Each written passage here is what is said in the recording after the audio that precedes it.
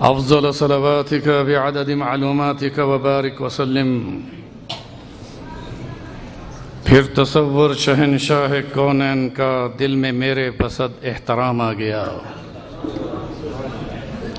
پھر تصور شہنشاہ کونین کا دل میں میرے بسد احترام آ گیا۔ نطق کے بو سے میری زباں کے لیے جب لبوں پہ محمد کا نام آ گیا۔ کہہ دو صلی اللہ علیہ وسلم۔ زباں پہ بار خدایا یہ کس کا نام آیا؟ شاعر نے یہ تصور دیا کہ اگر کوئی کافر بھی ہے اور ہمارے رسول کو نہیں مانتا، اللہ نے ایسا نام اللہ نے رکھا ہے کہ جب وہ کافر بھی زبان پر نام محمد لاتا ہے تو اس زبان کو ہونٹ چوم لیتے ہیں۔ محمد کہو، محمد۔ نطق کے بو سے میری زباں کے لیے جب لبوں پہ محمد کا نام آ گیا، لائے تشریف جو سرور انبیاء، آئے جو ہی صحابہ کی محفل میں وہ۔ یہ نہیں کہ آپ بلائیں، یہاں نہیں آئیں گے، مدینہ آنا پڑے گا۔ لائے تشریف جو سرور انبیاء، آئے جو ہی صحابہ کی محفل میں وہ۔ سارے اہل نظر تب یہ کہنے لگے لو ستاروں میں مائے تمام آ گیا۔ اصحابی کا نجوم میں وہ چاند کیسے چمکتا ہوگا۔ وہ دانائے سبل ختم الرسل مولائے کل، جس نے غبار راہ کو بخشا فروغ وادی سینہ۔ نگاہ عشق مستی میں وہی اول وہی آخر، وہی قرآن وہی فرقان وہی یاسین وہی طٰہٰ۔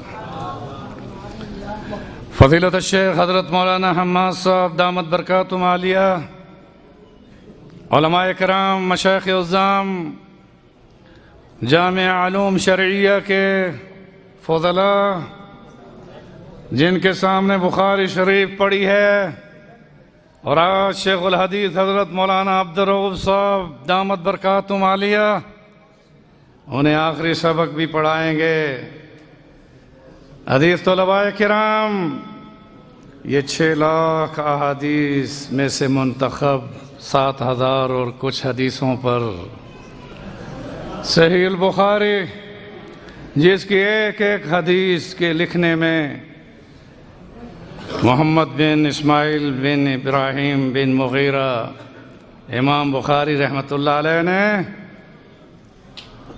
صرف وضو نہیں کیا، غسل کر کے ایک ایک حدیث لکھی تھی۔ ہر حدیث کو لکھنے میں غسل کرنے کے بعد، استخارہ کرنے کے بعد، اس منتخب مجموعے کو جو آج ان منتخب فضلاء کے سینوں میں انشاءاللہ یہ محفوظ ہوگی۔ میں کیا بتاؤں، امام بخاری رحمۃ اللہ علیہ جس مکان میں مدینہ منورہ میں رہتے تھے، آج اس گھر کا نام مسجد امام بخاری ہے۔ میں اکثر وہاں مدینہ منورہ میں ان کے اس گھر میں بیٹھتا ہوں۔ یقین جانیے کہ جیسے وفات کے بعد ان کی قبر سے مدتوں خوشبو آتی ہے، مدینہ تو ویسی خوشبوؤں کا شہر ہے۔ امام بخاری رحمۃ اللہ علیہ جو چاند کی روشنی میں رات کو اس حدیث کو، ان احادیث کو نقل کیا کرتے تھے۔ میں زیادہ تشریح میں نہیں جانا چاہتا، اتنا عرض کر دوں، بچپن میں جب پیدا ہوئے تو یتیمی کے ساتھ ماں نے ان کی خدمت کی، مگر وہ بچپن میں نابینا تھے، نابینا ہو گئے، بشارت سے محروم تھے۔ شیخ الحدیث صاحب تشریف فرما ہیں، آخری سبق اور سبق سال بھر جنہوں نے پڑھایا ہو، کتنی رحمتیں ان پر نازل ہوں گی۔ اور آج انشاءاللہ ختم بخاری کے سبق کے بعد آپ سب اپنی کوئی ایک ایک دعا بھی ذہن میں رکھ لیں، تو اس ختم بخاری کے درس کی وجہ سے تمہاری دعائیں بھی قبول ہو جائیں گی۔ میں کیا بتاؤں، اتنا عرض کر دوں کہ کہ امام بخاری کو ماں کی دعا حاصل تھی اور باپ کا حلال لقمہ حاصل تھا. باپ کا حلال لقمہ. اور وہ دعویٰ کر کے گئے. حضرت بیٹھے ہیں, انہوں نے کہا میں نے اپنی زندگی میں ایک حرام کا لقمہ نہ کھایا ہے نہ جمع کیا ہے, اور جو چھوڑ کر جا رہا ہوں حلال چھوڑ کر جا رہا ہوں. اور وہی حلال, اس کے بارے میں بعض محدثین نے لکھا ہے کہ باپ کی اس پونجی سے امام بخاری نے پوری زندگی فیض حاصل کیا.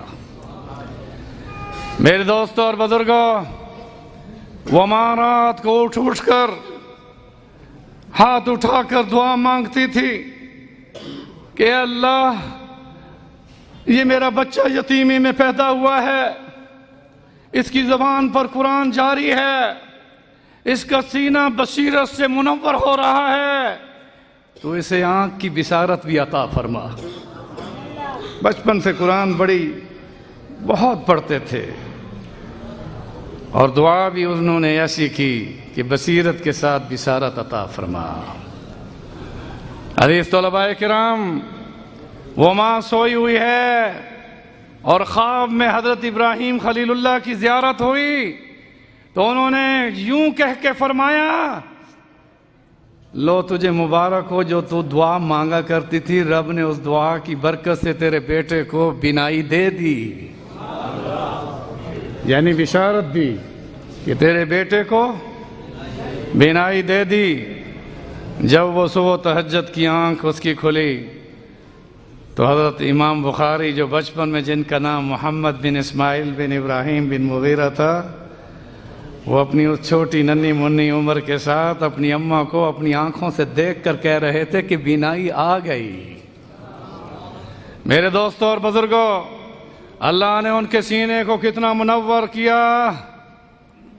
اب یہ تاریخ آپ کو شیخ الحدیث بیان کریں گے, مگر ان کی ذات کے ساتھ بھی اس وقت کے مشائخ علماء نے, جو بخارا کے علماء خاص طور پر تھے, انہوں نے حسد کیا, اور اس حسد کی پاداش میں وہ بخارا چھوڑ کر سمرقند آئے, اور پھر جب وفات پائی تو ان کی قبر سے جو خوشبو مدتوں آتی رہی, تو بخارا کے وہ بوڑھے مشائخ ان کی قبر پر آ کر انہوں نے معافی مانگی تھی.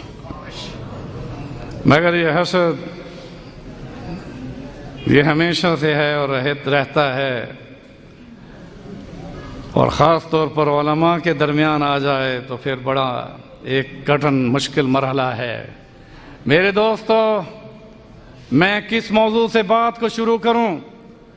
میں مدینے سے آیا ہوں, مدینے کی غبار میں شفا ہے, اور کیوں نہ ہو قدم قدم پہ رحمتیں, نفس نفس پہ برکتیں, جہاں جہاں سے وہ شفیع آسیاں گزر گیا,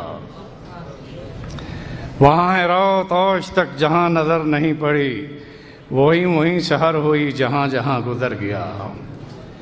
میں نے کئی مرتبہ سوچا کہ آپ کے قدموں کی برکت سے اس مٹی میں شفا ہے, غبار میں شفا ہے. پھر سوچ بڑھتی ہوئی کہ جہاں 70,000 فرشتہ صبح شام ڈیوٹی تبدیل کرنے کے ساتھ گنبد خضرا کی رونق کی بہاروں پر درود و سلام کی برسات کے ساتھ اپنے پروں کو کھولتا ہے, تو یہ غبار اس سے ٹچ ہوتی ہوگی تو کیسے شفا نہ ہو. مگر یہ بات ذہن نشین کیجئے کہ پہنچی وہاں پہ خاک جہاں کا, غور سے کہو تو لواؤ, جہاں کا. یہ در حقیقت شعر نہیں, حضرت بیٹھے ہیں. ایک حدیث کہ انسان جہاں مدفن ہوتا ہے اس کے خمیر میں وہ مٹی ہوتی ہے. میں اس مدینے سے آیا ہوں جس مدینے کی مٹی کو اللہ نے یہ شرف بخشا ہے کہ ہمارے رسول کے خمیر میں اس مٹی کا انتخاب ہے. صرف حضور کے لیے نہیں, آپ کی گود میں سوئے ہوئے ابوبکر عمر کے لیے بھی وہی مٹی خمیر بنی جو رسول اللہ کے خمیر میں تھی. میرے دوستوں اور بزرگوں, بخاری شریف کے اختتام میں آپ ابھی سبق لیں گے مگر یہاں یہ بتاتا چلا جاؤں، اسی بخاری میں یہ روایت موجود ہے، فرج عنی سقف بیتی انا بمکہ فنزل جبریل علیہ السلام، فرمایا میں مکہ میں جس گھر میں سویا ہوا تھا اس گھر کی چھت پھٹی، فرج عنی سقف بیتی انا بمکہ، اس گھر کی چھت پھٹی، فنزل جبریل علیہ السلام، اور حضرت جبریل علیہ السلام نازل ہوئے، انا بین النائم والیقظان اتانی الملک۔ اب وہ مہینہ جس مہینے میں آج آپ کی تکمیل ہو رہی ہے وہ رجب المرجب کا مہینہ ہے، جس میں اللہ نے اپنے پیارے نبی کو اسراء والمعراج کے ساتھ زمینی سیر بھی کرائی، آسمانوں کی سیر بھی کرائی۔ ہمارا یہ عقیدہ ہے کہ حضور صلی اللہ علیہ وسلم کو اسراء والمعراج ایک ہی رات کے 2 سفر، یہ خواب میں آئے یا بیداری میں؟ زور سے کہو، آپ کی آواز اتنی نہیں، جتنے لکھنے والے اس پر لکھ گئے۔ غلام محمد پرویز کہتا ہے وہ خواب تھا، کوئی انکار کرتا ہے۔ میرے دوستو، ہمارا یہ عقیدہ ہے ہر نبی کو معراج ہوا فرش پر ہوا، اور ہمارے نبی کو معراج ہوا تو روح ماں جسد بیداری کی حالت میں عرش پر ہوا۔ طور سینہ اور ہے، عرش معلی اور ہے، اس کی بہار اور ہے، اس کی بہار اور ہے۔ آئیے میں یہ بات بتانا چاہتا ہوں کہ آپ صلی اللہ علیہ وسلم نے جس وقت جبریل چھت پھاڑ کر آئے تو آپ نے وضو فرمایا، اور وضو فرمانے کے بعد جس وقت آپ صلی اللہ علیہ وسلم حتیم کی طرف مسجد حرام کی طرف لے جائے جا رہے تھے تو آپ نے اپنے دروازے کی کنڈی کھولی۔ اب یہاں ایک میں خوبصورت آپ کو رسول اللہ صلی اللہ علیہ وسلم کا فرمان سناتا ہوں۔ فرمایا جانے سے لے کر کتنا لمبا سفر، واپسی میں آنے کے بعد جب میں اس گھر میں آیا تو کنڈی ہل رہی تھی، وضو کا پانی رس رہا تھا۔ ایک ہی رات میں ہونے والا یہ سفر، یہ بھی میرے ہم سفر رہے ہیں جنوبی افریقہ میں، ہم بھی سفر کرتے ہیں، مگر اللہ نے طائف کی گلیوں میں 3 میل مسلسل جب رسول اللہ صلی اللہ علیہ وسلم پر سنگ باری ہوئی اور آپ نے جب شکوہ کیا تو رب نے جواب شکوہ میں یہ فرمایا، مصطفیٰ تو اپنی عظمت کا نشان دیکھ، زمین والوں نے تجھے اگر خون آلود کر دیا ہے تو انہی خون والی جوتیوں کے ساتھ تو عرش پر لایا جائے گا اور سیر کرتا ہوا آئے گا۔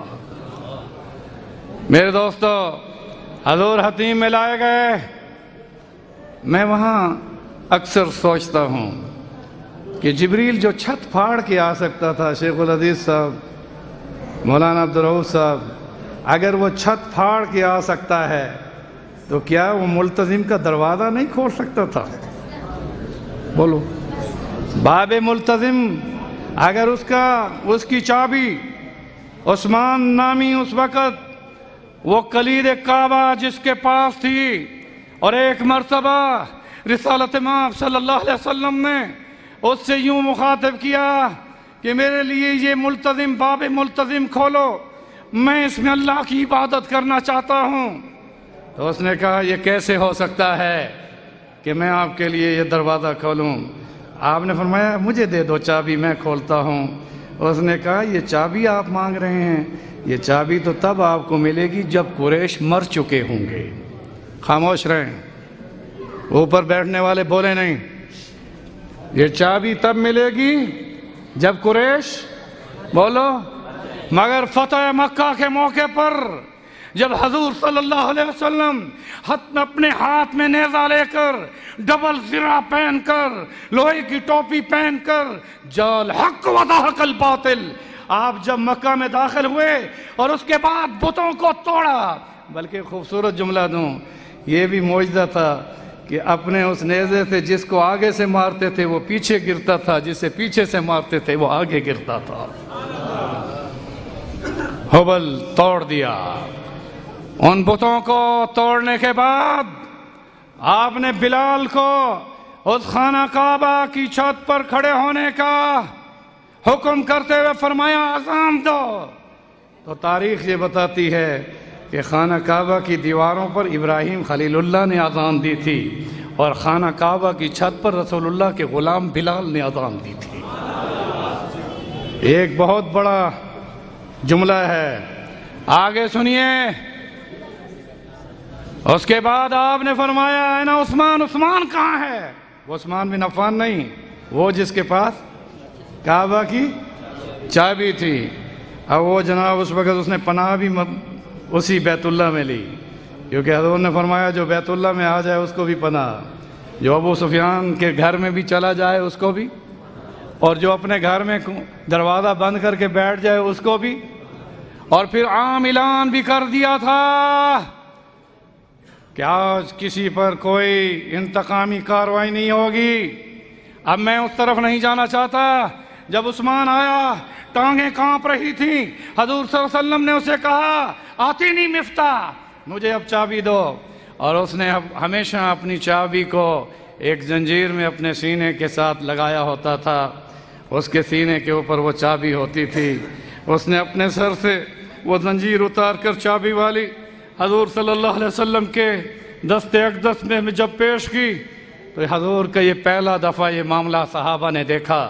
توجہ سے سنیں، یہ بات سنیں توجہ سے کہ حضور نے اس چابی کو اپنے دونوں ہاتھوں سے لیا اور پھر فضا میں اس چابی کو یوں لہرایا اور وہ اوپر گئی، پھر دونوں ہاتھوں سے پکڑا، پھر لہرایا، پھر یوں لیا، پھر لہرایا، پھر یوں لیا، اور پھر پوچھا عثمان بتاؤ قریش زندہ ہیں یا مر گئے؟ زندہ تھے یا نہیں؟ بولو۔ پھر آپ نے اپنی رحمت للعالمین صفت کو یوں پیش کیا کہ اسی چابی کو اس کے سر کے اوپر سے اس کے سینے سے سجا کر یہاں ہاتھ رکھ کر کہا کہ اب میں محمد تجھے وہ چابی سپرد کر رہا ہوں کہ تیرے خاندان سے قیامت تک کوئی نہیں چھین سکے گا۔ یہاں ہی مولانا حافظ اقبال قریشی صاحب آپ ہی کے اس مدرسے کے فارغ التحصیل ہیں، وہ جایا کرتے ہیں شیبی کے پاس، عبد الرحمن شیبی جن کے پاس وہ چابی ہے، اور وہ بھی آتے رہتے ہیں۔ میرے دوستوں میں یہ عرض کر رہا تھا اگر جبریل چاہتے تو ملتزم کا دروازہ بھی کھول کر رسول اللہ کو وہاں جا کر اس اسراء والمعراج کے سفر میں آغاز کراتے، مگر آپ نے فرمایا مجھے حتیم میں لٹایا گیا۔ حتیم کون سی جگہ ہے؟ ملتزم تو سونے کا دروازہ ہے جو لاکڈ ہے، وہ چابی سے کھلتا ہے، اور جہاں حضور کا سفر اسراء والمعراج شروع ہوا وہ حتیم دو راستوں کے ساتھ عورتوں اور مردوں اور بچوں اور بوڑھوں سب کے لیے ہمیشہ کھلا ہے۔ وہاں تو کبھی کبھی بادشاہ اندر جاتے ہیں، اور جہاں تو کوئی بھی یہاں سے عورت ہو مرد ہو جب وہ بیت اللہ میں داخل ہو جاتی ہے طواف کر لیتے ہیں، عمرہ کرنے کے بعد جب بھی چاہیں رات کو بھی حتیم کے دو راستے ہیں وہ کھلیں یا بند ہیں؟ بولو۔ آپ میں سے اکثر یعنی حج اور عمرہ کر چکے ہیں یا نہیں؟ یہ کیا وجہ تھی کہ حضور کو حتیم میں لٹایا گیا؟ اس لیے کہ اللہ یہ چاہتے تھے کہ اگر کعبہ کے اندر یہ آپریشن ہوتا تو پھر تو وہ بادشاہوں کے لیے کھلتا ہے، اس مقدس حصے میں یہاں امیر غریب ذات پات رنگ نسل کی تمیز کے بغیر ہر مسلمان مرد اور عورت جب چاہے رات ہو دن ہو اس جگہ پر آئے اور دعا کرے، اس کی دعا قبول کر لی جائے۔ وہ خانہ کعبہ کا اندر کا حصہ ہے۔ فرمایا فرج صدری، میرے سینے کو چاک کیا گیا، ثم غسلہ بماء زمزم، اور زمزم کے پانی سے دھویا گیا، ثم جاء بتشتم من ذهب ممتلئ ایمانا و حکمہ، اور ایمان و حکمت کا وہ سونے کا تشت جس میں اس کے بعد حضور کے سینے میں بھر دیا گیا۔ یہ وہ تحمل تھا کہ موسیٰ علیہ السلام ایک تجلی کی تاب نہ لاتے ہوئے طور سینہ پر جب کہا ارینی، کہا لن ترانی، مگر بے ہوش ہو کر گر گئے، اور اس تحمل کو جب حضور کے سینے میں بھر دیا گیا تو عرش معلیٰ پر پہنچ کر اختیاری سجدے میں آ گئے۔ راولپنڈی کے غیور مسلمانوں، کینٹ کے رہنے والوں، آپ معراج مصطفیٰ کی اس واقعے کے سننے کے بعد متعجب بیٹھے ہیں، حالانکہ رب نے بھی اس واقعے کا آغاز سبحان اللہ سے، سبحان الذی اسریٰ سے کیا ہے۔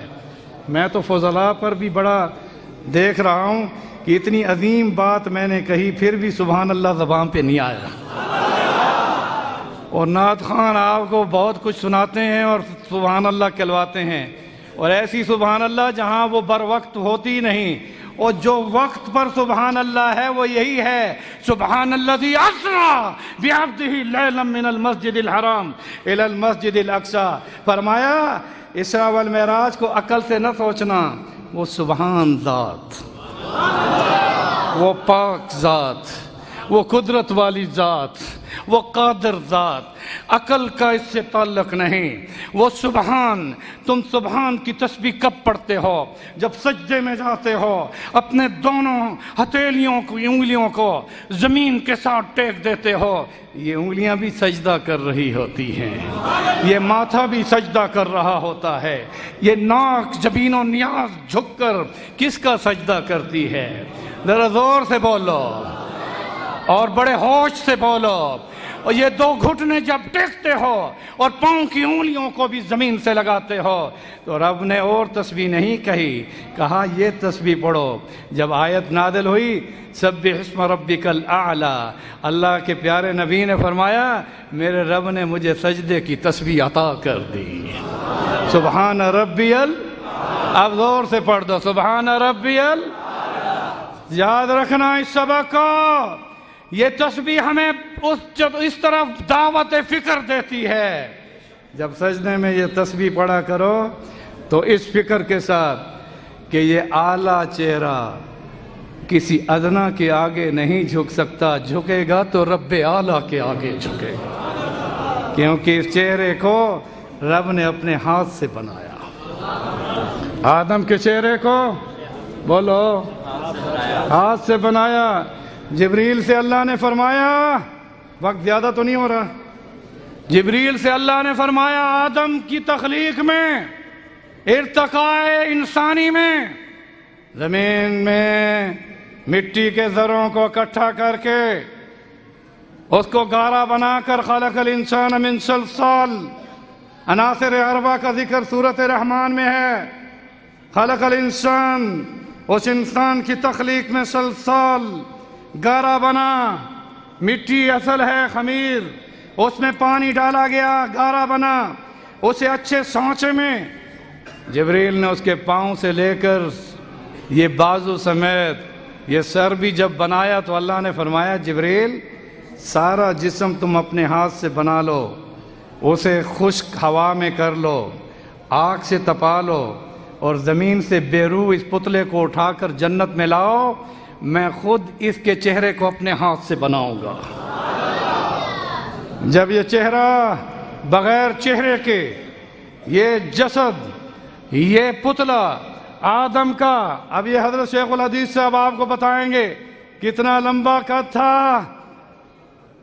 اب یہ ساری چیزیں تفصیل طلب ہیں، مگر جب یہ بلندیوں پر جبریل لے کر گئے، اس میں روح نہیں تھی، یہ جسد تھا، اور رب نے جنت میں انسانوں کو یہ شرف بخشا کہ ہر چیز کو اپنے ارادے سے بنایا، آدم کے چہرے کو اپنے ہاتھ سے بنایا۔ انما امرہ اذا اراد شیئا ان یقول لہ کن، تین چیزیں ہیں رب نے اپنے ہاتھ سے بنائیں، ایک یہ قلم ہے، نون والقلم، اس قلم کو رب نے اپنے ہاتھ سے بنایا، اور اس کی نب میں یہ سیاہی ہوتی ہے جس سے ہم لکھتے ہیں، ایک لمٹ ہے اس کی، اللہ نے اس میں وہ داستان ڈال دی کہ قلم کو بنا کر جب چھوڑا تو اس نے قیامت تک کی ساری تقدیر لکھ دی۔ اور دوسری چیز جس کو رب نے اپنے ہاتھ سے بنایا وہ جنت عدن، جس کو رب نے اپنے ہاتھ سے بنایا تو اسے گویائی دی اور پوچھا بتا تو کیا چاہتی ہے؟ اس نے کہا میں کیا چاہوں، قد افلح المومنون، مومن فلاح پا گئے، جس کے لیے میں بنائی گئی وہ کیا ہو گئے؟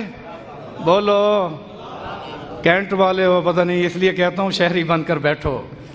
میں بھی کل ہی ایک جرنل سے میری ملاقات تھی، مگر وہ جرنل کون جو کچھ دن پہلے مدینہ میں آئے۔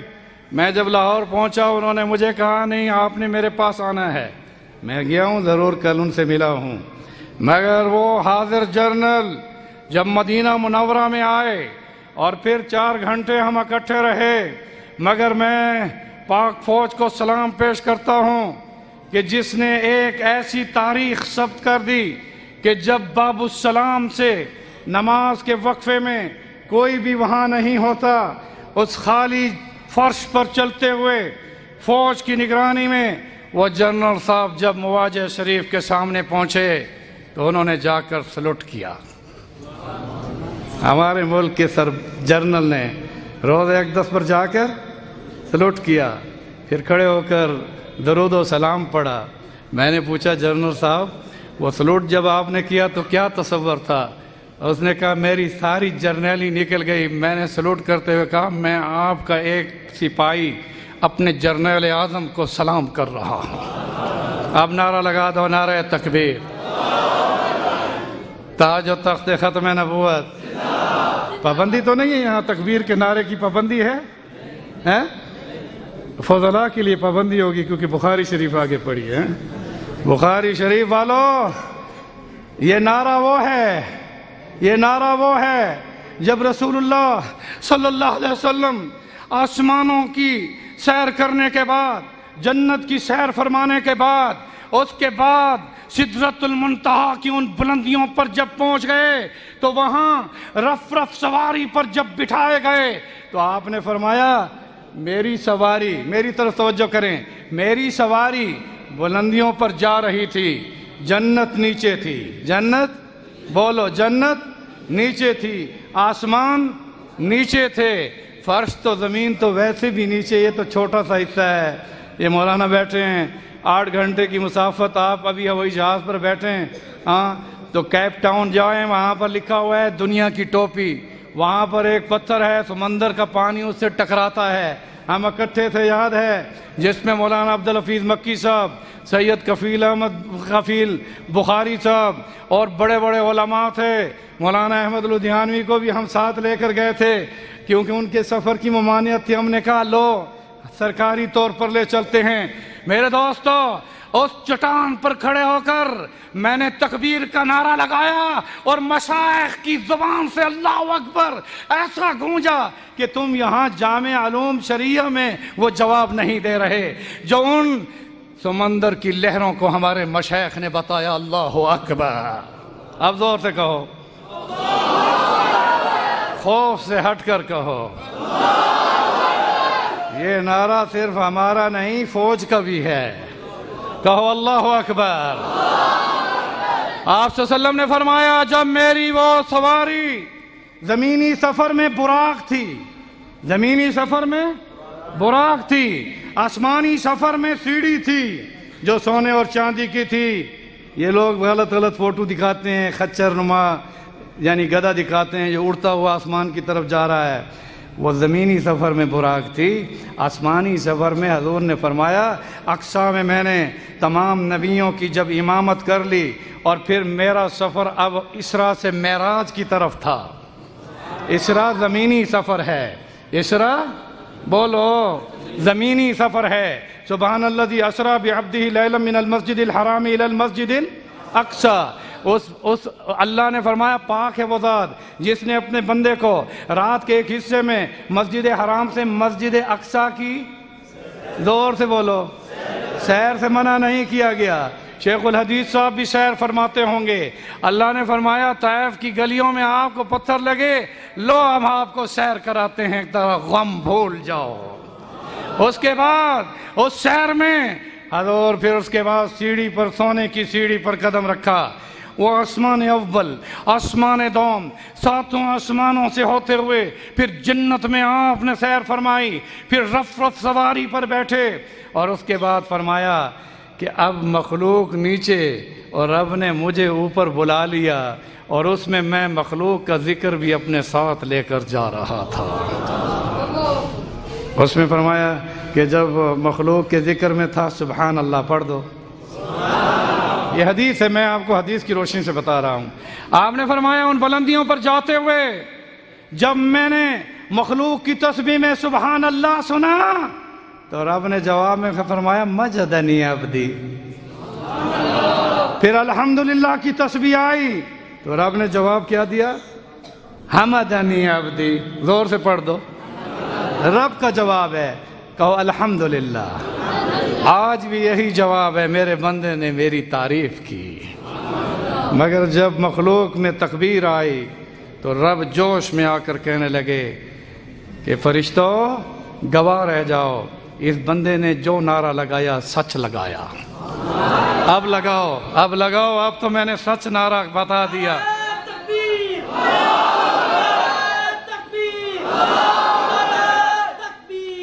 میں نے رات لاہور ایک عظیم الشان کانفرنس میں، جس میں مفتی حسن صاحب، مولانا الیاس چنوٹی صاحب، ابتسام الہی ظہیر صاحب میرے دوست ہیں، اکثر میرے پاس کویت میں بھی ان کے والد احسان الہی ظہیر رحمۃ اللہ علیہ آیا کرتے تھے۔ میں وہاں پر 30 سال کویت کا خطیب رہا۔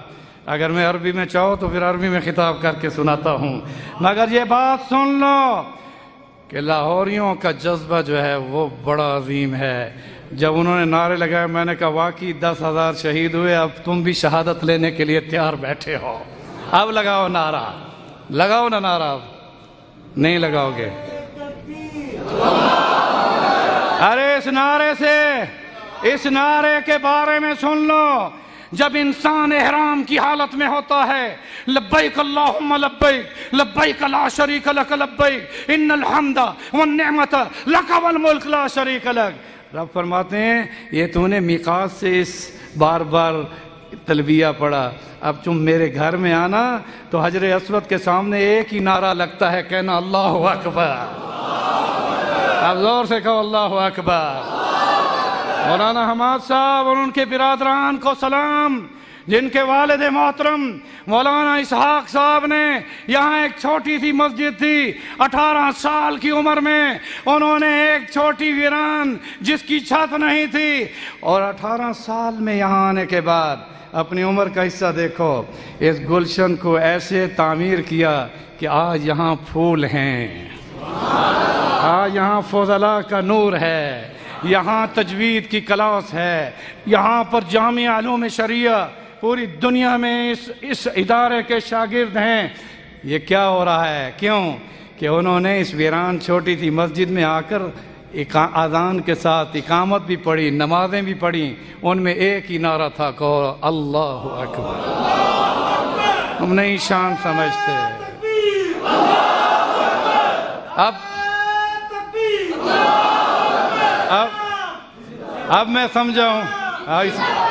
میں سمجھاؤں کہ اب علوم شریعہ والے جاگ گئے۔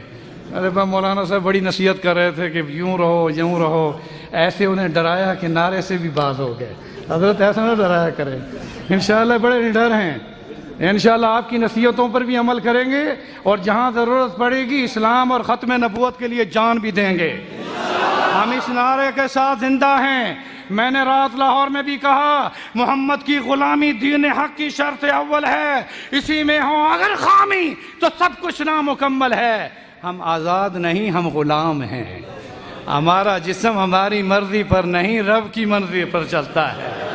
یہ جو موم بتی مافیا جو کہتی ہے میرا جسم میری مرضی، ارے یہ تو وہ ہیں جنہوں نے خاندانی سسٹم کو یعنی فیملی سسٹم کو تباہ کر رکھا ہے۔ گورباچوف جو کہ روس کا صدر تھا، اس نے اپنے بیان میں اعتراف کیا تھا کہ ہم نے عورتوں کو اتنی آزادی دی کہ ان سے بچے پیدا ہوئے، ان کے باپ پر پاسپورٹ نہیں، ان کی ماں کے نام پر پاسپورٹ بنتا ہے۔ کیا ایسی آزادی چاہتی ہو کہ جس میں باپ کا پتہ نہ ہو اور ماں کے پتے سے اس کا تعارف کرایا جائے؟ یہ وہ مافیا ہے جو یہ چاہتے ہیں، یہ وہ مافیا ہے جو آج مارچ کر رہا ہے۔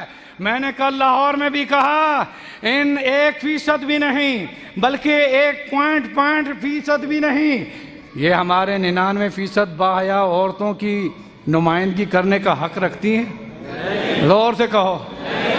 ہم تو اپنے اس نبی کے نام لیوا ہیں جنہوں نے عورت کو وہ مقام بخشا جب عورت زندہ درگور کیا جاتی تھی، بچی ہوتی تو زندہ درگور کی جاتی تھی۔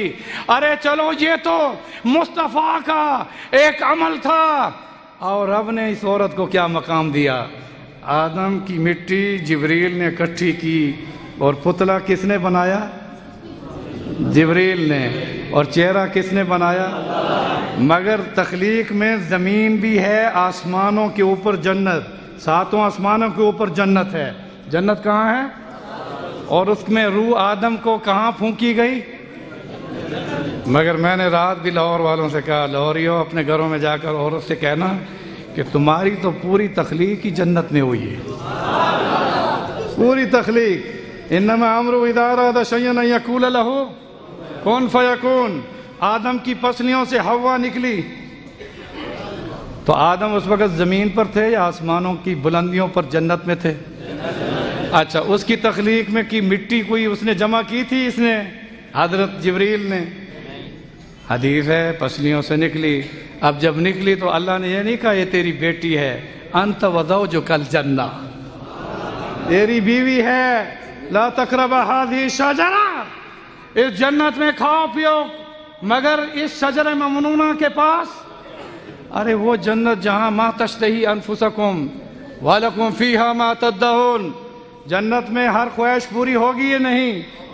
مگر عورت کو وہاں پر بھی اور مرد کو بھی پابند کر دیا، لا تقربا هذه الشجرہ۔ اب بتاؤ آزاد ہیں یا غلام ہیں؟ پابند ہیں یا نہیں؟ بولو میرے دوستو۔ میں عرض کر رہا تھا یہ موم بتی مافیا یہ کیا سمجھتا ہے؟ عورت کی تو فطرت جنت ہے، اس لیے رسول اللہ نے فرمایا کہ جو عورت 5 وقت کی نماز پڑھتی ہے، رمضان المبارک کے روزے رکھتی ہے، اور اپنے خاوند کی مطیع و فرما بردار بن کر اپنی جان اور اس کے مال کی امین بنتی ہے، تو ان صفتوں پر جنت کے 8 دروازے ہیں، جس دروازے سے چاہے داخل ہو جائے۔ انما امرأۃ عورۃ مستورہ فاذا خرجت استشرفها الشیطان۔ اپنی ماں بہنوں کو بتا دو تمہارا مقام بہت بلند ہے، رب نے تمہیں قرآن میں مخاطب کیا ہے، اور نبی کے ذریعے سے کل یا ایھا النبی قل لازواجک وبناتک ونساء المؤمنین۔ بچوں خاموش رہو یا پیچھے ہو جاؤ، پیچھے ہو جاؤ۔ یا ایھا النبی، اے نبی، قل لازواجک وبناتک، یہاں نہیں بس کی ونسائل، بولو ونسائل، تو میری ماں، میری بہن، میری بیوی، میری بیٹی نساء المومنین میں ہے یا نہیں؟ اگر نبی کو حکم ہے کل تو آپ کو بھی حکم ہے، تم بھی تو اپنے ان فرمان نبی کی روشنی میں اپنے گھر میں پردے کا حکم کرو گے؟ ہاتھ اٹھا کر کہو، کسی سے مت ڈرو، یہ موسم سے مسئلے نہیں بدلا کرتے، حالات سے مسئلے، ان میں امینڈمنٹ ترمیم و تعدیل نہیں ہے، شریعت اٹل قانون ہے، چاہے وہ کسی دور میں آئے اس پر ہم نے عمل کرنا ہوگا۔ اس لیے آج بھی ایسی مائیں زندہ ہیں جو لوری دیتی ہیں تو قرآن پڑھتے ہوئے دیتی ہیں۔ خیر المتاع دنیا امرأۃ الصالحہ، فرمایا بہترین سرمایہ وہ تجارت بھی تو نعمت ہے، منصب بھی نعمت ہے، حکومت مل جائے تو ایک بہت بڑی ذمہ داری ہے، مگر تم کسی چیز کو اتنا عظیم سرمایہ قرار نہ دو۔ متاع دنیا امرأۃ الصالحہ، اس دنیا کا بہترین سرمایہ وہ عورت ہے جو با پرد ہو، با حیا ہو، نمازی ہو، اخلاق اعلیٰ ہوں۔ فرمایا اس سے اچھا کوئی سرمایہ ہی نہیں، یہ چھپا ہوا خزانہ ہے۔ اب میں کس طرف چلا جاؤں؟ اتنا عرض کروں گا، وقت تھوڑا ہے میرے بعد بھی۔ آپ نے آخری سبق میں دعا بھی ہونی ہے، مقررین بھی تشریف لائے ہوئے ہیں، میں ختم نبوت کا ایک ادنا مبلغ ہوں، دنیا میں جہاں بھی جانا ہوتا ہے میں شرم کے مارے میری نظریں جھک جاتی ہیں۔ پیچھے بیٹھے ان سے پوچھو، ہم جب جنوبی افریقہ گئے وہاں ریسٹورنٹ کس کا تھا؟ فیصل آباد کا ایک شخص، وہ قادیانی بنانے میں اپنا مال بھی خرچ کر رہا ہے۔ ارے جہاں چلے جاؤ مسلمانوں کے خاندان سے بچھڑے ہوئے لوگ، مرزا قادیانی نے 1899 میں جب نبوت کا دعویٰ کیا، میں جب اس تحریر کو پڑھتا ہوں شرم سے آنکھیں جھک جاتی ہیں۔ قادیان کی مسجد میں جمعہ کا دن تھا، حکیم نور الدین نے اسکیم بنائی اور بہت بڑا ایک پیسوں کا لالچ دے کر امام مسجد کے جیب بھر دیے، اور مسجد کے امام مولوی عبد الکریم نے جمعے کے خطبے میں کہا، لوگو مجھے تو رات رسول اللہ کی زیارت ہوئی کہ تم جس مسجد کے امام ہو ان صفوں میں تو ایک نبی بیٹھا ہے۔ کہو توبہ توبہ کہو۔ اور وہ پھر کھڑا ہو گیا مرزا، اور اس کے ہاتھ پر اعلانیہ سب سے پہلے بیعت کرنے والا مسجد کا مولوی عبد الکریم تھا۔ اب بتاؤ کتنی ضرورت ہے ختم نبوت کا شعور پیدا کرنے کی، کتنی ضرورت ہے۔ خدا کی قسم جب مولوی محفوظ نہیں رہا، پہلا اپنے گھروں میں اپنے بچوں کو تعلیم دو۔ میں جہاں بھی گیا ہوں میں نے محسوس کیا ہے کہ جو بھی قادیانیت کے جراثیم میں آیا یا پرویزیت کے جراثیم میں آیا ہوا ہے، در حقیقت ان کے سینوں میں رسول اللہ کی محبت نہیں تھی، وگرنہ رسول اللہ کی محبت پر کٹ مرنے والا انسان وہ کسی دجال کو نبی نہیں مان سکتا۔ مگر مجھے افسوس ہوتا ہے کہ کوئی یہودی مرزا کی اس نبوت کے دعوے پر 1908 تک وہ زندہ رہا۔ تاریخ بتاتی ہے کوئی ہندو اس کے ہاتھ پر بیعت نہیں ہوا، کوئی سکھ اس کو نبی نہیں مانتا تھا، کوئی بدھ مت اسے نہیں مانتا تھا، حالانکہ ان میں غریب بھی تھے جو خریدے جا سکتے تھے۔ ارے یہ بد نصیبی ان مسلمانوں کو جن کے باپ دادا مسلمان، اور انہوں نے مرزا کو نبی مان لیا۔ کیسے بتاؤں؟ میں نے وزیر اعظم عمران خان کی صدارت میں کنونشن سینٹر میں اپنے خطاب میں یہی کہا تھا کہ وزیر اعظم صاحب ہمیں افسوس اس بات کا ہے کہ مسلمان فیملیاں مدینے والی سرکار کو چھوڑ کر قادیان کے کنجر خانے میں گھس گئیں۔ اگر کوئی کافر سے کافر ہوتا تو ہمیں اس کا صدمہ، بولو، ہماری ذمہ داریوں میں ہے کہ جیسے آپ نے ختم بخاری میں آج آخری سبق پڑھا ہے، اس کو آخری سبق نہ سمجھو، اس سبق کو لے کر رسول اللہ کی ختم نبوت اور توحید باری عز و جل کے لیے مبلغ بن کر نکلو۔ علم کے حصول کے بعد اگر ایک آیت لینے والے کے لیے رسول اللہ نے فرمایا بلغوا انی ولو آیا، تو تم سے کیسے نہیں پوچھا جائے گا کہ سب کچھ پایا اور نہیں پلایا؟ ایک آیت بھی اگر کسی نے لی ہے تو اس کو دوسروں تک، اور پوری کتاب آپ نے پڑھی شیخ الحدیث سے، اور پھر تم کاروبار شروع کر دو، اور پھر بہت خوش ہو جاؤ کہ جناب لمبی گاڑی، اچھا بنگلہ، اور میں یہ کر رہا ہوں وہ کر رہا ہوں۔ جیسے مولانا نے آپ کو فرمایا، میں اس وقت میں آپ کے الفاظ میں بڑی گہرائیوں میں تھا کہ آپ اپنے آپ کو اب یہ نہ سمجھیں کہ دستار فضیلت سے ہمارے سروں پر ابھی علماء تاج جو ہے نا وہ دستار ہمارے سروں پر کھینچ دیں گے۔ آپ پر بڑی ذمہ داریاں آئی ہیں، اگر ایک آیت جاننے والا دوسرے تک پہنچائے تو آپ پر کتنی بڑی ذمہ داری ہوگی۔ میں انہی کلمات کے ساتھ اپنے آپ کو اور آپ کو تقوی کی وصیت کرتا ہوں، اور ان کلمات کے ساتھ یہ دور بڑا فتنے کا ہے، یہ تہذیبی جنگ ہو رہی ہے، اور میں خوشخبری دیتا ہوں کہ اگر آلات سے، ڈرون سے یا میزائل سے اقصی ہو یا بلاد شام ہو یا افغانستان ہو یا کشمیر ہو یا کہیں بھی ہندوستان میں کوئی مسلمان شہید ہوتا ہے، مبارکباد ہو اس کو کہ ایمان سالم جان گئی تو گئی اسی کی تھی تو گئی اسی کے پاس۔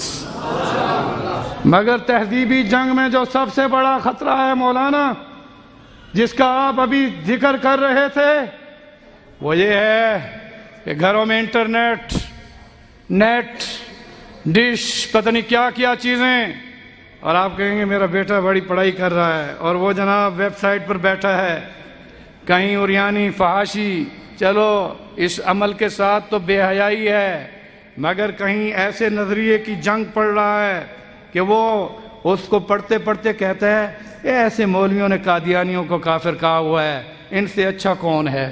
بتاؤ ایمان بچا؟ اب اس وقت سب سے بڑا ہتھیار کفر کا وہ ہمارے گھروں میں الیکٹرانک میڈیا کے ذریعے سے ہے۔ وہ بم نہیں مار سکتے، انہیں پتہ ہے بم ماریں گے تو یہ تو جنت میں چلے جائیں گے۔ جاؤ گے نہیں؟ ڈرتے ہو؟ اور مرنا ہے۔ میں نے کہا اس کو، اپنے دوستوں کو، اور میں نے کہا یہ کرولا، میں نے کہا ہم تو کرون اور کرولا کاروں میں چرتے رہے، تو کرولا سے کیوں ڈرتے ہو؟ بولو، کرولا وائرس، اس سے ڈرنا چاہیے؟ توبہ طیب ہونا چاہیے کہ انسان اپنے گناہوں کی، بولو، توبہ کرے۔ اگر کسی دشمن کے آلات سے، حربی جنگ سے جسم چلا جائے تو ایمان سلامت ہو تو مبارکباد ہو، مگر اب انہوں نے سوچ لیا کہ اس سے زیادہ حملہ مسلمانوں پر آسان طریقہ ہے کہ ان کی بچیوں کو بے حیا کر دیا جائے، ان کی عورتوں کو اخلاق سے بالکل بے حیا کر کے سڑکوں پر لایا جائے، نوجوانوں کو ارتداد اور الحاد کی تعلیم دی جائے، کیونکہ اس سے جان تو بچ جائے گی، ایمان چلا جائے گا۔ بتاؤ یہ سودا اچھا ہے یا جان چلی جائے اور ایمان باقی رہے؟ اب زور سے کہو اللہ اکبر۔ میں ان مافیا کو بتا دینا چاہتا ہوں کہ تم اگر یہ کہتی ہو میرا جسم میری مرضی، ہم تو اپنی مرضی سے تو پیدا ہی نہیں ہوئے۔ آپ میں سے کوئی ہے جس نے پہلے اسٹامپ لکھوایا ہو، اس کے باپ نے کہا ہو کہ یہ فاضل بنیں گے، میرے بچے ہوں گے؟ کوئی ہے؟ کوئی والدین بھی بیٹھے ہیں آپ کے، کوئی اسٹامپ لکھوا کر آئے تھے کہ یہ بچے ہوں گے؟ ہم اپنی مرضی سے پیدا ہوئے یا رب کے حکم سے؟ بولو، اولاد دینے والا کون؟ رزق دینے والا کون؟ موت و حیات کا مالک کون؟ خالق کائنات کون؟ وحدہ لا شریک ذات، ایک وہی ہے، اور وہ اللہ کے نبی، اللہ نے اپنے نبی کو حکم کر دیا کہ آپ بھی اعلان کر دیں، قل ان صلاتی و نسکی و محیای و مماتی للہ۔ میرا جینا میرا مرنا، نماز قربانی تو ہے ہی، میرا جینا میرا مرنا کس کے لیے؟ ہم آزاد ہیں یا غلام؟ ہم کلمہ پڑھنے کے بعد پابند ہیں۔ اس حدیث کو سنو، میں نے لندن میں اسلامک سینٹر میں جب اپنے خطاب میں کہا الدنیا سجن المومن و جنت الکافر، ایک عرب نوجوان کھڑا ہوا کہ شیخ ہم تو یہاں پر ہیں، عیاشی کی زندگی گزار رہے ہیں، کہیں خطرناک زندگی تو نہیں کہ ہم بھی تو اس جنت میں چل پھر رہے ہیں؟ میں نے کہا یہاں جنت جو ان کے لیے جنت قرار پائی، یہ دنیا ہمارے لیے جیل خانہ بنا۔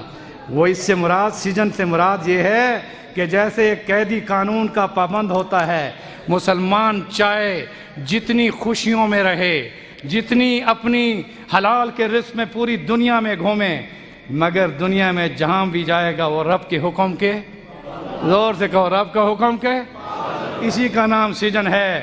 اب بتاؤ ہم آزاد ہیں یا پابند ہیں؟ بولو۔ اس لیے انہی کلمات کے ساتھ اس مافیا کو میں پیغام دینا چاہتا ہوں کہ آپ مت سمجھیں کہ ہم اپنے مشن میں کامیاب ہو جائیں گے۔ یہ ہمارا ملک پاکستان، بچوں ذرا پیچھے ہو جاؤ، کیا شور کرتے ہو؟ ہمارا ملک یہ خدا داد تحفہ ہے۔ اسی جملے پر ختم کرتا ہوں۔ میں نے کل بھی وہاں لاہور میں چند ممبران سے ملاقات کی، میں نے کہا کیا اچھا ہوگا کہ آپ میں سے ایک ممبر ایک قرارداد بنائے، انشاءاللہ وہ جلدی آنے والی ہے قرارداد۔ میں نے کہا 14 اگست 1947 کو پاکستان بنا، ہم احترام کرتے ہیں، میں کینٹ میں کھڑا ہوں، انشاءاللہ ہر 14 اگست کو پاکستان کے یوم میں ہم پرچم کشائی بھی کرتے ہیں اور کرتے رہیں گے۔ پاکستان زندہ باد کا نعرہ بھی لگاتے ہیں اور لگاتے، زور سے کہو پاکستان۔ مگر میں نے کہا قوم کو بھلا دیا گیا، رب نے اسلامی ریاست، مدینے کی اسلامی ریاست کے بعد سب سے بڑی اسلامی ریاست، مدینے کے بعد جو دوسری بڑی اسلامی ریاست ملی ہے وہ پاکستان کا مطلب کیا؟ زور سے بولو، پاکستان کا مطلب کیا؟ میں نے جنرل صاحب کو وہاں پچھلے 2 ہفتے پہلے وہاں مدینے میں بھی کہا، اس نے کہا مجھے ادراک ہے۔ میں نے کہا ادراک ضرور ہے، مگر میں فذکر ان ذکرہ میں بتا رہا ہوں کہ 14 اگست کو یہ ملک ملا ہے، یہ عیسوی تاریخوں میں ہے، قمری تاریخوں میں 27 رمضان کی رات کو یہ ملک ملا ہے۔ ہمارے ملک کی تخلیق لیلۃ القدر 27 رمضان کی رات تھی۔ اب رات 27 کی کبھی ہفتے کی رات بھی ہو سکتی ہے، اتوار کی رات بھی ہو سکتی ہے۔ 35 سال میں پورے سال کے دنوں اور موسموں میں یہ رات گردش کرتی ہے، مگر میں یہ آپ کو بڑے دعوے سے کہتا ہوں، رب نے ہمیں جب پاکستان دیا تو وہ اتوار کی رات والا نہیں دیا، جمعے کی رات والا دیا۔ 27 کی رات تھی، اور وہ کون سی رات تھی؟ ایک تو لیلۃ القدر کے اقرب راتوں میں سے وہ رات، اور جمعے کی جمعۃ الوداع کی رات۔ 27 کے بعد تو کوئی جمعہ ہی نہیں ہے۔ 27 جمعۃ الوداع کا دن تھا، سورج طلوع ہوا۔ جب صبح کو سورج طلوع ہوا اور پھر قائد اعظم محمد علی جناح اس پاکستان کے بانی تھے، چاہیے تو یہ تھا کہ وہ خود اپنے ہاتھ سے پاکستان کی پرچم کشائی کرتے، مگر سلام و فضلائے بخاری، آپ فارغ و تحصیل نہیں، بلکہ آج آپ کو ایک اسپرٹ دی جائے گی کہ فراغت نہ سمجھنا، آگے بڑھنا۔ میں مبارکباد دیتا ہوں علماء کو کہ قائد اعظم محمد علی جناح، جن کی ٹیم میں بڑے بڑے سردار تھے، بڑے بڑے سیاستدان تھے، وہ خود بھی ایک بہت بڑے لیڈر تھے، مگر 27 کی رات تھی، لیلۃ القدر کی رات تھی، سورج جب طلوع ہوا، وہ جمعہ کا دن تھا۔ جمعۃ الوداع کے خطبے سے قبل مولانا شبیر احمد عثمانی کے ہاتھ میں پاکستان کا جھنڈا دے کر یہ ثابت کر دیا کہ راتوں میں رات، دنوں میں اعلیٰ دن، اس کی پرچم کشائی کوئی سر نہیں کرے گا، شیخ الحدیث اور شیخ الاسلام کرے گا۔ اور پرچم کشائی میں کیا، انہوں نے پرچم جب اٹھایا تو انہوں نے تکبیر کا نعرہ لگایا۔ شیخ الاسلام کے بارے میں جب انہوں نے پرچم پاکستان کی کشائی کی تو کہا، نعرہ تکبیر، نعرہ تکبیر۔ میں نے جنوں سے پوچھا، اس نے کہا، خدا کی قسم اس پرچم کشائی میں جو نعرہ لگا ہے وہی ہمارا شعار ہے، ہم تو ایمان، تقوی اور جہاد فی سبیل اللہ کا نعرہ لگاتے ہیں۔ آؤ مل کر ہم عہد کریں کہ اب جب 27 کی رات آئے گی، میں قانون میں بھی انشاءاللہ یہ قانون قرارداد میں پیش کروا رہا ہوں، ہر مسجد میں پاکستان کی امن اور استحکام کی دعا مانگو گے۔ اگر 14 اگست کو بہت کچھ ہوتا ہے، مگر اس رات اور دن کو یوم تشکر میں رب کے سامنے اپنا سر و نیاز جھکا کر اس ملک کی ہمیشہ کے استحکام کی دعا کے ساتھ انشاءاللہ ہم انشاءاللہ، چاہے میں حرم میں ہوں گا، میں یہ وعدہ کرتا ہوں اور آپ بھی وعدہ کریں کہ ہم پاکستان کا یوم 14 اگست تو منائیں گے، لیکن یوم تشکر پاکستان 27 رمضان المبارک کی رات کو منایا کریں گے۔ نعرہ تکبیر، تاج و تخت ختم نبوت، اسلام، جامعہ علوم اسلامیہ و شرعیہ، مولانا اسحاق صاحب اور تمام مشائخ، مولانا عبدالرؤوف صاحب، مولانا حماد صاحب، اس مدرسے کے اساتذہ کرام، سب کو زندہ باد، اور سب سے بڑا نعرہ ہے اسلام۔